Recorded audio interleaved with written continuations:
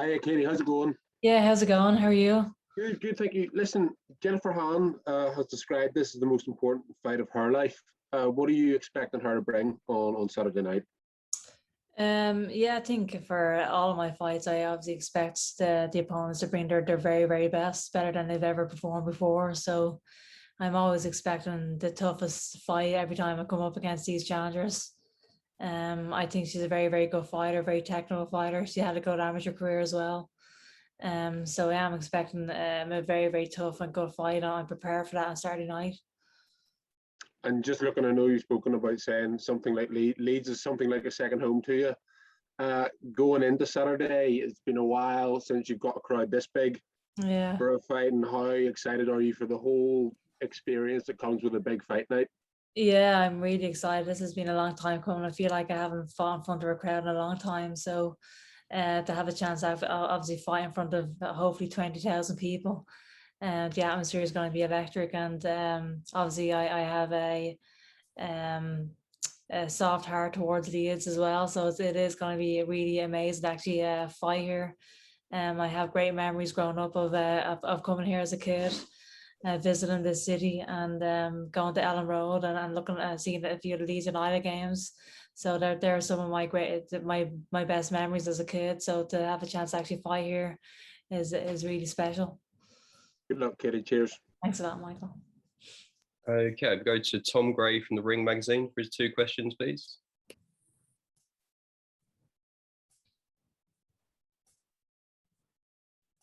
Sorry, mute flaw there.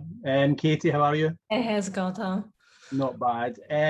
Katie, this is obviously an IBF mandatory that you're going into, but you hold 4 governing body titles. Can you give us an idea of, all going well against Jennifer Hahn, the remainder of your dance card for 2021 and into 2022, because obviously there's going to be other mandatory obligations at lightweight coming up? Yeah, I have no idea really, to be honest, who's going to be next after this fight. I'm obviously just purely focused on this fight on Saturday night. But there's obviously a lot of big names out there, the usual names, the Serranos, the McCaskills, all the big names. I'd obviously love those fights, but I just have to get over Saturday night first. My focus is completely, I have a job to do obviously on Saturday. It's not going to be an easy fight, so I have to just get over this hurdle first before even thinking about the next step. Understood. I was just a touch late on to the call. I'm wondering if you had a look at Amanda Serrano at the weekend against Mercado, and if you saw it, what did you make of the performance, and could she be in your near future? Yeah, I actually didn't watch the fight at all, but I heard she was obviously. You were going to say that. Yeah, it was obviously on all hours in the morning for us here. Yeah, yeah, I heard it was obviously a very good and dominant performance from her. I think she was saying after that she wants to unify that division first. So I don't know when that fight is going to be made. This is a fight that has been talked about obviously for years. And the fight hasn't happened not because of me. I obviously wanted to fight. I obviously want the big names and the big fights. So I guess it's the ball is on her court. Got it. Thank you, Katie. Yeah, thank you. Thank you, Tom. If we go to Ron Lewis from Boxing Scene next, please. Sorry, one sec. Hi, Katie. Hey. What's it like? Your old Olympic title is back in Irish hands now. Yeah. What did that feel like watching Kelly do it, and how big a fight would it be between you and Kelly in the future if she decides to go pro? Yeah, I mean, I was obviously the proudest person in the world watching all the Irish athletes compete and perform, and to see that victory was absolutely phenomenal. Such a great performance, and just the honor of fighting for your country in the Olympic Games. There's nothing better really, but bringing so much pride and honor to your country is something very, very special. I was glued to the whole Olympic Games throughout, and just to see her compete and perform at the highest level and just perform so well as well was absolutely incredible. Yeah, but the fight between me and her, I don't know if she decides to go pro. I guess we can talk about that, but for the time being, I have my own opponents obviously to focus on. Where was the last time you actually sparred? I presume you have at some point sparred with her. When was the last time? I don't think I actually have sparred with her. Really? Yeah, so yeah, I don't think I actually have sparred with her. Yeah. Do you think, I mean, you know, from you to her, I mean, do you hope it sparks a real sort of renaissance in, well, not really renaissance, a growth in Irish women's boxing? Yeah, I think it already has really over the last few years, and Kelly's success over the last few years. I think it's been absolutely phenomenal for especially the kids in Dublin inner city. What she's actually doing for those kids, inspiring that generation, is absolutely phenomenal. It's very, very special, and just seeing the excitement of the people even watching her, the kids, the young girls growing up actually watching Kelly win that gold medal. You have no idea what that's actually going to do for the kids in that area. Such an amazing win, a phenomenal performance, and inspiring that generation, in especially the inner city kids in Dublin, is absolutely incredible. Excellent. Cheers, Katie. Yeah, Speak to thank you later. you. Cheers. Thanks, Ron. If we go to Ben McKenna next, please, for your 2 questions. Hiya, Katie. Just one from me with the affinity and connections you have to Leeds, and where will Fighting It Headingley rank in all the places you fought during your pro career? Yeah, I think I mean, just the fact that I'm actually going to be fighting here in front of 20,000 people, I think this could be a phenomenal night for myself. The atmosphere alone is going to be very, very special. But yeah, I never even thought of even having a chance to fight here, so it is very, very special for me. And as I said before, I have some amazing memories growing up, just visiting this city, and going to Ellen Road, going to the football games. I have a strong connection, obviously, to the city, so it is going to be a very, very special night for me. Thank you. Best luck. Yes, thank you. Thank you, Ben. If we go to Sean Goldrick for your 2 questions, please. Hi, Katie. Sean. Actually, just go back to what Kelly said there about, or what you said about your sparring with Kelly. She actually remembers you sparring, so you obviously don't, do you? Oh, right. There you go. Years ago, she said it was. It must have been a long time ago. Yeah. Just to what you said there about Leeds United. Do you remember a specific game that you were at that sort of sticks in the mind? I actually don't remember who they were playing against, but I just remember, obviously, I grew up with Leeds United jerseys all the time. Just the excitement of actually going to a Leeds game, wearing the jersey, wearing the Leeds scarf, just the excitement that brought to me. And we went over to Leeds specifically for that game. So yeah, it was just a great deal of excitement in our house, actually traveling over for a Leeds United game. No, was it just yourself and your dad, or did the whole family go? Myself, my dad, and my brother. Yeah. All right. Yeah. And just one other thing. It was reported on social media last night, going back to the Serrano fight, that Jake Paul donated half his purse to the other fighters, including $500,000 to Serrano. I mean, do you think, whatever the truth in it is, but do you think that's a poor reflection on the kind of purses that women's fighters in generally get, that they have to be supplemented by something like that? Yeah, well, fair play to Jake Paul if that is true, really. I kind of wish I was on his undercard now. But yeah, I mean, I think he gave a lot of his purse away to all the fighters in that card, I think, besides Fury, I believe. But yeah, I mean, that's an amazing donation from his part. And I mean, in terms of the purses, yeah, I feel like we've definitely bridged that gap greatly over the last few years. You still haven't gotten to a place where we're getting as much as the guys, but I think we have made great steps towards with that side of things. So I'm obviously very, very happy with the purses I'm getting. Okay, thanks. Yeah, thanks. Thank you, Sean. If you go to Ben Davis from Mirror Fighting for your 2 next, please. Hi, Katie. Just one from me. So you've mentioned Serrano and McCaskill. Is kind of a return to America something you could see kind of you entertaining in the future? Yeah, I love that actually. I think the last few fights have obviously been here in the UK, which is incredible, but I would love to have a few more fights in the US as well. So I'm sure that is on the radar at some stage.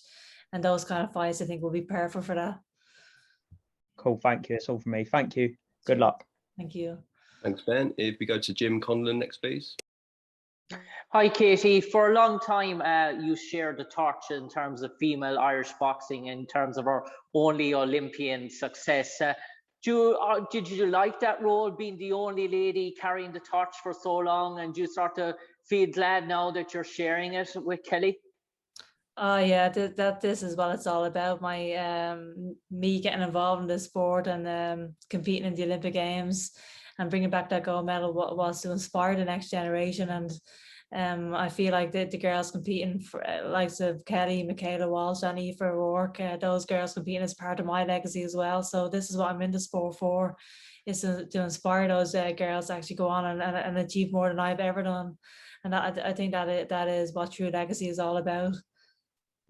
And I suppose, Katie, there's awful talk, I suppose, in terms of female boxers and promotions, and say people are trying to duck this and dodge this, and for some reason this didn't happen or this didn't happen. Do you start to take any notice to it? Do you start to alienate yourself from it? And do you feel it's more of a distraction if you were to think about it and get it on your conscience? Are you the type of fighter saying what'll be will be in terms of fights, and whatever people are saying, I'll take no notice to it until I see them in front of me in the ring? Yeah, I think that's the mindset you have to have in this game. You really don't know. I obviously want the big fights, but the two teams obviously have to come together, negotiate, and make the fight happen.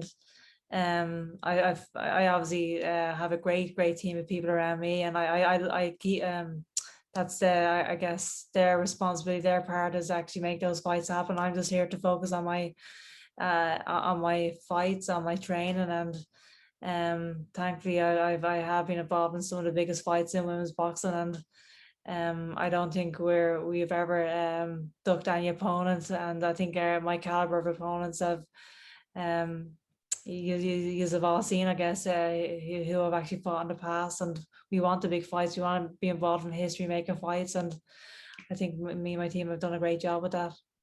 Cheers, Katie. Cheers, thank you. Okay, if we go to Steve Bilton next, please, for a question. Hi, Katie. It's Steve from Boxing UK.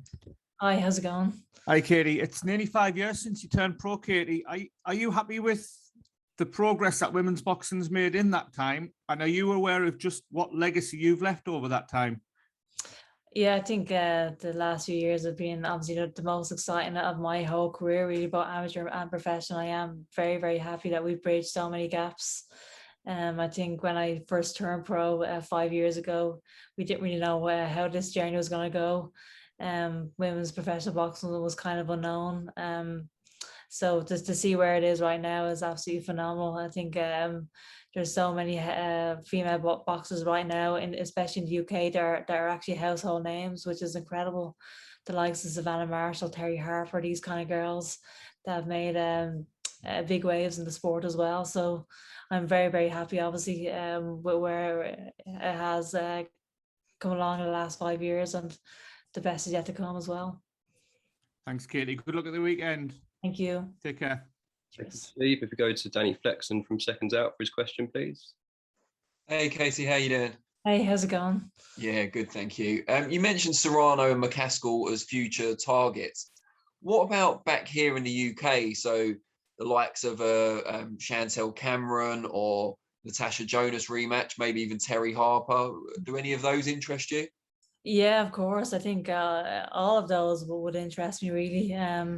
As I said, I'm very happy to step into the ring with anyone. I'm very open to any big name out there, and those names are obviously huge names as well. And I'm honestly genuinely just willing to fight anyone and step in the ring with anyone. And those names do excite me as well. Thanks, Katie. Cheers. Thanks, Danny. If we go to Ryan Elliott from Boxing Social for his question, please. Hi, Katie. Thanks for joining us. Just one question from me. I just want to touch on your opponent, Jennifer Han. I was just wondering how much of her you've actually watched and what you think she does well as well. Yeah, I don't tend to watch a lot of my opponents, to be quite honest, but but I leave that stuff up to my coach to watch a few clips every now and then. But yeah, I've seen a few clips of her. I know that she's technically very good. As I said, she has got a nice solid amateur background as well. So yeah, she's quite technical. I think she's going to bring her best game on Saturday night. That's usually the case when stepping into the ring against myself. So I'm expecting obviously a very, very tough fight. She has a great record as well, obviously. She has earned her place as the #1 challenger for the IBF. So she's here to take all my belts, but I'm obviously here to take all my belts home with me as well. So I'm looking forward to a great night on Saturday, a great performance for myself, and I know that she's going to bring her absolute best game. All right, thank you, Katie. Best of luck. Yes, thank you. Thanks, Ryan. If we go to Sasha Jones from Women's Fight News, please. Hi, Katie. Hi, how's it going? Good, thank you. You said against Tasha Jonas that you felt like you made a lot of mistakes. Is there anything in particular that you've worked on, for this camp coming into this fight? Did I say that? I promise you did, yeah. I don't think you did, but I do promise. Yeah, I mean, I very rarely come out of the ring thinking there's no such thing as a perfect performance. I don't think. There's always things to work on, which is a great thing about boxing. Really, you're always I always want to improve. I always want to be better than my last fight, and I've definitely worked on a lot of things over the last few months. I do feel like I'm a better boxer today than I was in the last fight. And I hopefully that will show on Saturday night. But yeah, that's as I said, that is the great thing about boxing. You're always constantly working on things. You can constantly get better, and that's why it's very, very hard to get bored. It's not it's impossible to get bored in this sport because of that. I still have the passion for this sport. I still want to get up every single day and improve and get better. And yeah, and thankfully I'm working with one of the best coaches in the world as well, in Rossina Might. So I feel like I'm improving all the time.